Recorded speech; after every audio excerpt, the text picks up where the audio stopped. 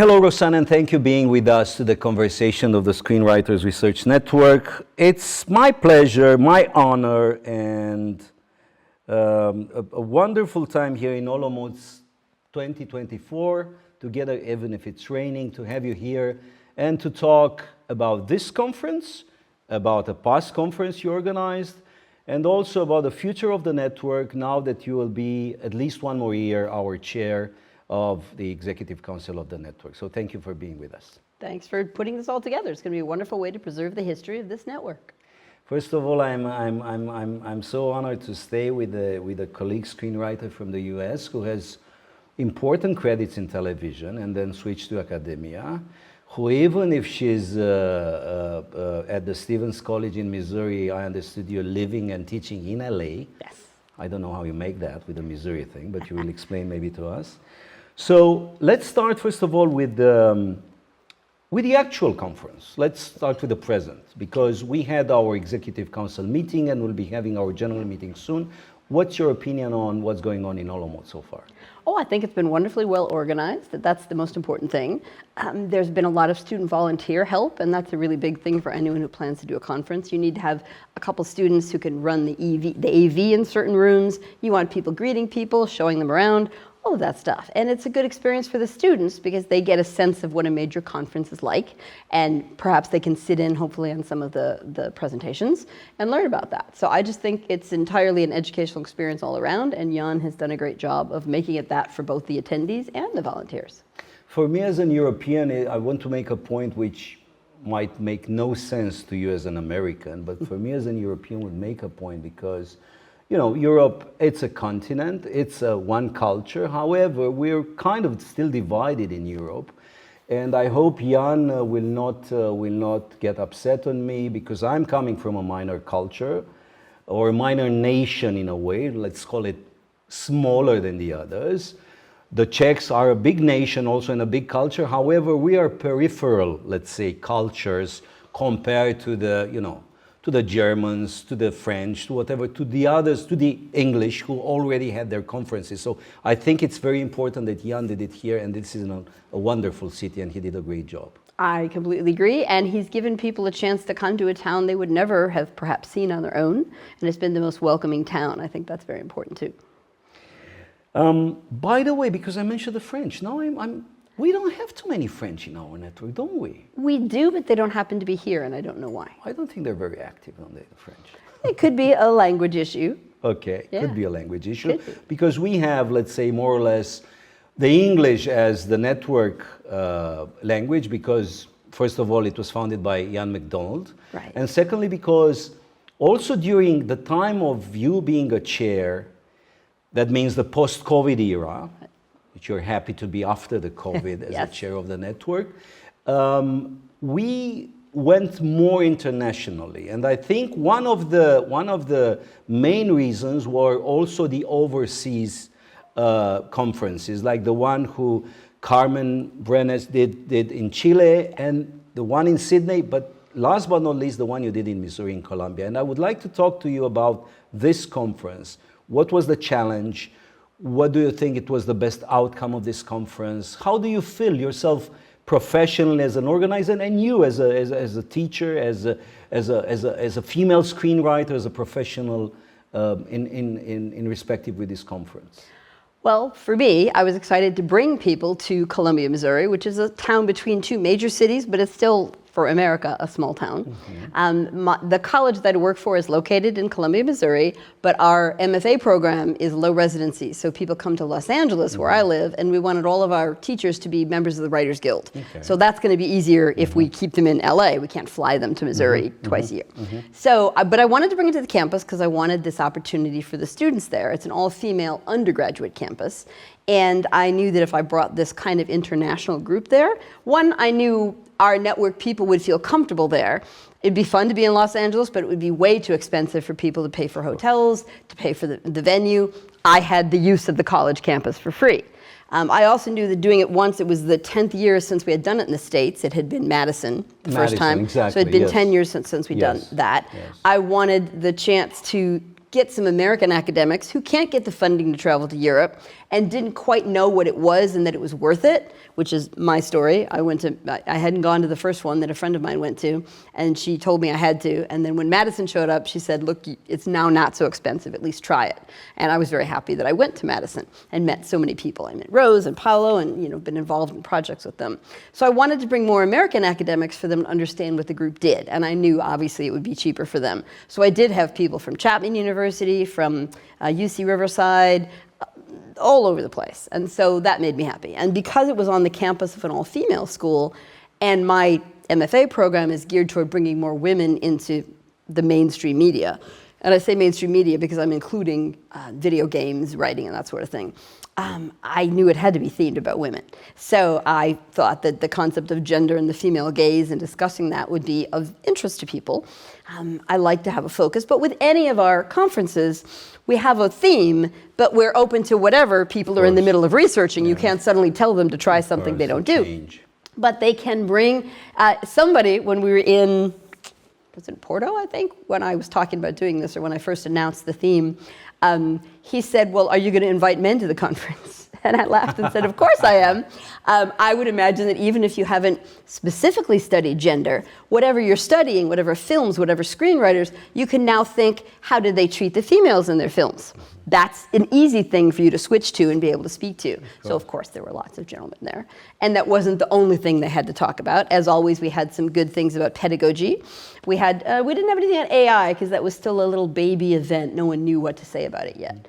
But yeah, I think the beautiful thing about the conference is you come with a theme that gives everybody that connection, and then whatever people are researching, we want them to have this forum to show those ideas and get some feedback. I would like to stay a little bit here because this is giving me the second level of the discussion, because I already spoke to some other members, either all-time members of the network like Stephen Maras, or other conference organizers like Paolo Russo and Klaus Tieber. And there were different opinions here, meaning that, as we know from screenwriting, theme is the most important thing. Exactly. On the other hand, there are conferences, or let's say peer reviewers or organizers, who are more flexible with the theme and with the abstracts, while, for instance, Paolo Russo, and he was seconded by Klaus Tieber, they said we should be more, let's say, strict on the way we're peer reviewing our abstracts, on the relationship of the abstract with the main theme. Oh, interesting. And give a thorough feedback to the like we're doing in our academic work, in our publishing, in our editorial work. What do you think about this?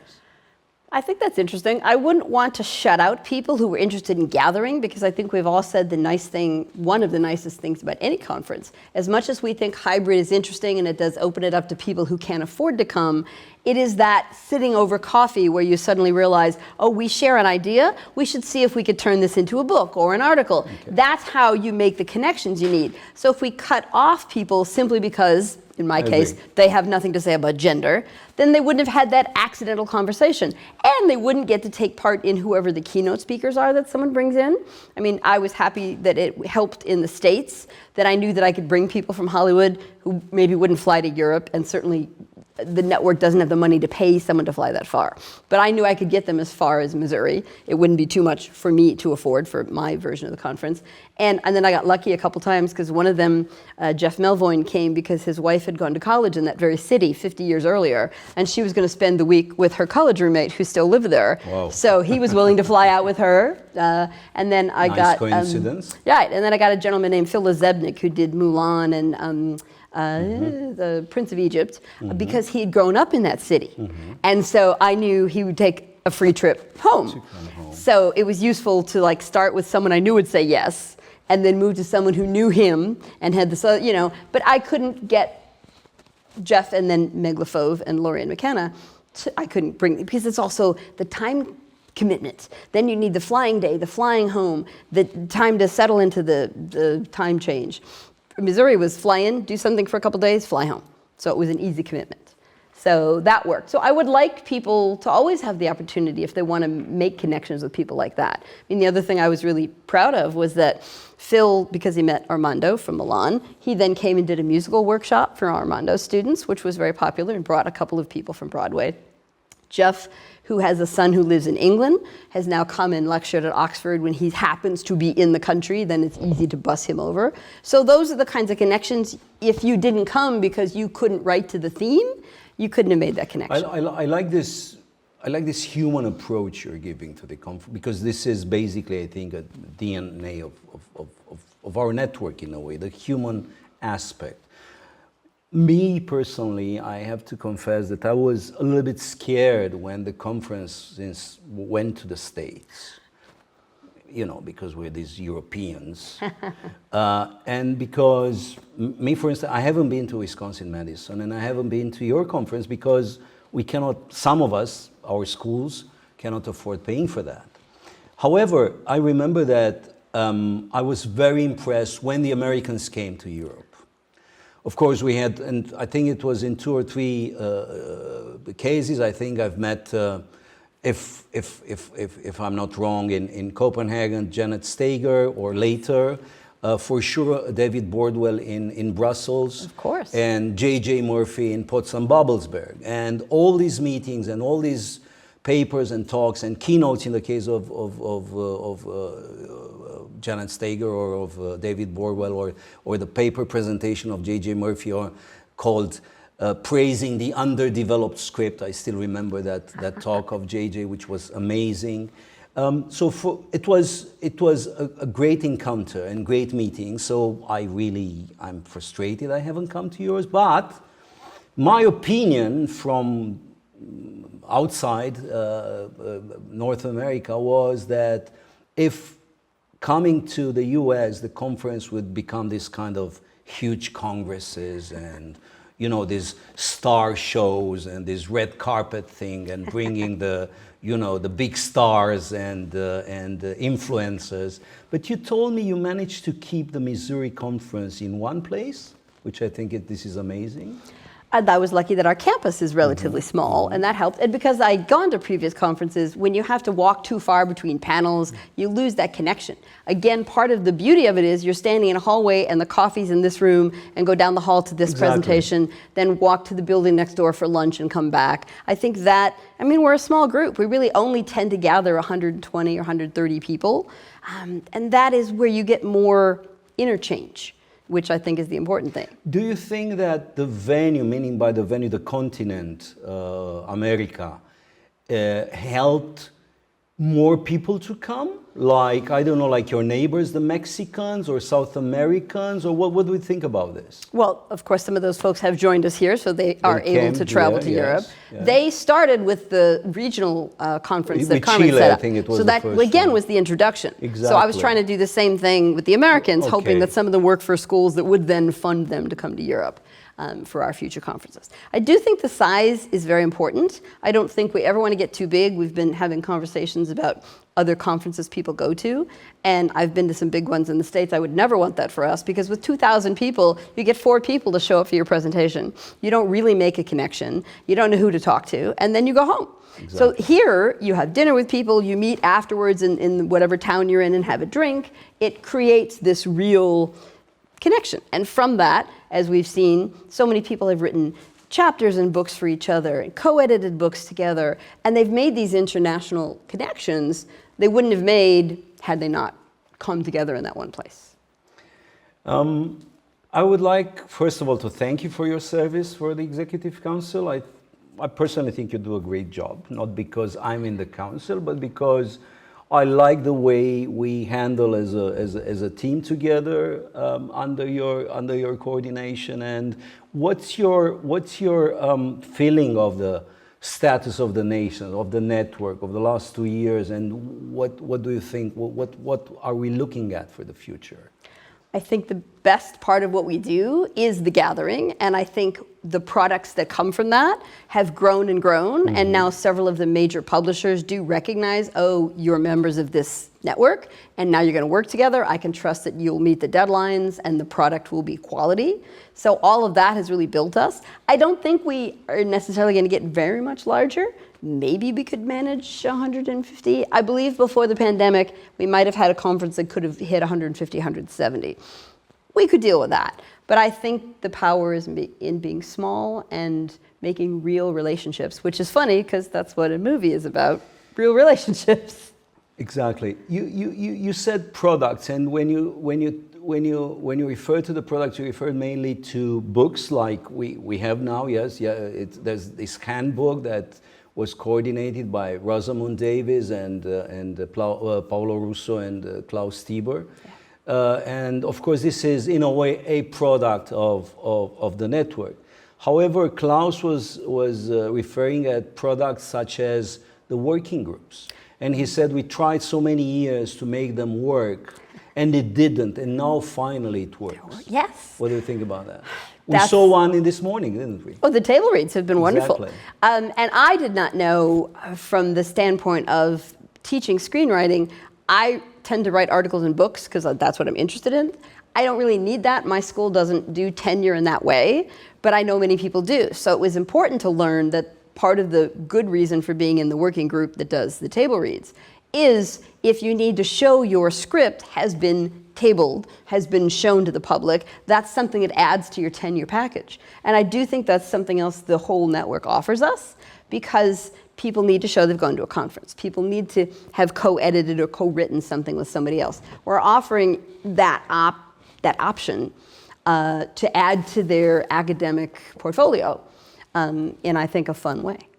And I think also besides of this, and again, I'm not making compliments for free because honestly, I was a little bit reluctant to see this thing. And then I went out of the hall with a very good impression. I think it worked very, very nice, both for the authors, both for those which were there, like the actors or the coordinator, but also for us. I think it was us as, not just as teachers, but also as writers, as professionals, was a very interesting thing. And I think also at the seminar of Romana that she's doing on the workshop on pedagogy she's doing, I think this is a great initiative. These are wonderful because they're recorded on Zoom, so they're available to anybody in the network. And beyond that, people can show them to their students, which is the other thing we're building on, helping everybody be a better teacher as well as a better writer. And I think obviously that's the goal. Not a lot of groups cover two sides like that. It's either all academic or all professional. So I think that's something else that we offer, and that brings in people. Sometimes you'll be shocked to be talking to someone and find out they wrote an episode of a show you know. You're like, oh, that's right. We're all doing that as well as teaching, which is another argument I have with the United States. It seems in Europe and other countries there's more ability to be an artist scholar. And there's funding for that, and funding for professors to make films.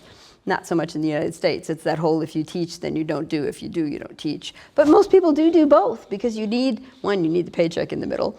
But two, you learn by doing both. I used to say that writing was giving a giant lecture to the whole world, whoever's going to see your movie or TV show. It's about theme again. What is the message I want people to take in? I'm just shouting it from a giant podium. And so it's really kind of cool to be with people. Oh yeah, you're doing that. And you wrote a book about it. And you're teaching at this school where you're helping students to see there's a future there. We voted like yesterday for one more year of your election as a chair of the Executive Council. And you've been, if I'm not wrong, and I don't think I'm wrong, I think you've been the first American chair of the network. Oh, maybe. I think maybe, so. You're right. And you were elected, yes, and you were elected in Vienna, if I'm correct. Which is interesting because, yes, you are the one and only, so far, American chairing the network. You have already these 2 years of service. What's in your plan for the next year? Do you have any specific thing would you like to do in this year by Adelaide or whenever we'll be having the next? I definitely want to strengthen the working groups and offer more, and we have a few more people who stepped up and want to start their own. So I think that's something that the council can provide. So I think that's a big thing. We always want to support the person who's hosting in whatever we can do with that. We try to think about, we invented a few years ago the book awards, because again, that helps people with their 10-year portfolio. Look, I can show you that I've won something. We just last year invented the teaching awards, because that is another thing that will help someone who hasn't published, but now that can help them in their teaching path. So I think we're just looking for more of those kinds of things that help bolster the careers of the people who come to the conference. Thank you. I have two more questions for you, Rosanne. One is, because you mentioned the book awards, I know you haven't been in the jury itself, but as the chair, you were involved in the process, and they reported to you. And we all know, I mean, not all, we all here in this room, we know who the winners are, because you're going to announce this officially in about 1 hour time. Can you tell us a little bit about the process of this year, or who can you announce officially on video right now who the winners are and what their... I can, because you won't tell anybody until after the meeting. But I want to thank the judges, who were led by Carmen Sofia Brenes, and wanted to very much make a point that they looked at the materials and were looking for as much transnational material as they could find. And the winning book happens to be the Palgrave Handbook of Screenwriting Studies, which was done by Paolo Russo and Klaus Tieber and Rosamund Davies, because having included 42 different members of the network, they got ideas and perspectives from all over the world. And that made it the most exciting piece. And even the judges themselves were from South America, from India. We had a transnational panel. And I think that's something else we're working on, is getting more voices. So that's the main reason for this award, one of the main. And of course, because it's an important piece, it's a heavy book. Yes. I would say also a very expensive book. True. But although the editor's they got a discount when it first came out. Yes. True. And so, Okay. yes, but it's definitely worth it, and it does show the best of what the network can do. What about, I know we have also an award for the article. Would you announce the winner? Sure. Yeah. That's Gabriel Palitz for a piece on sound and sound's use in film, which is very important. Okay. Thank you very much. And the last question, Rosanne, is on a personal level, what's in your plan for the next future? Meaning that I know you're still publishing, you're still working on a book, if I'm not wrong. So what can you tell us about this? One of my favorite things is writing, and I always said I don't care what I'm writing. It could be on the back of a perfume bottle. Yes. So I wrote television for 20 years, and now I've been writing books about screenwriting, because I like the idea that students who find these books have to take my opinion into consideration as they write about these films and these writers.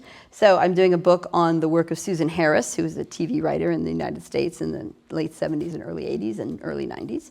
And I'm finishing a book with Rose Farrell, so someone else in the network, that has to do with women from around the world who wrote movies that helped change culture in some way. So those are two things that are very important to me. We wish you good luck, and thank you very much for being with us at Conversations. Thank you so much for doing this.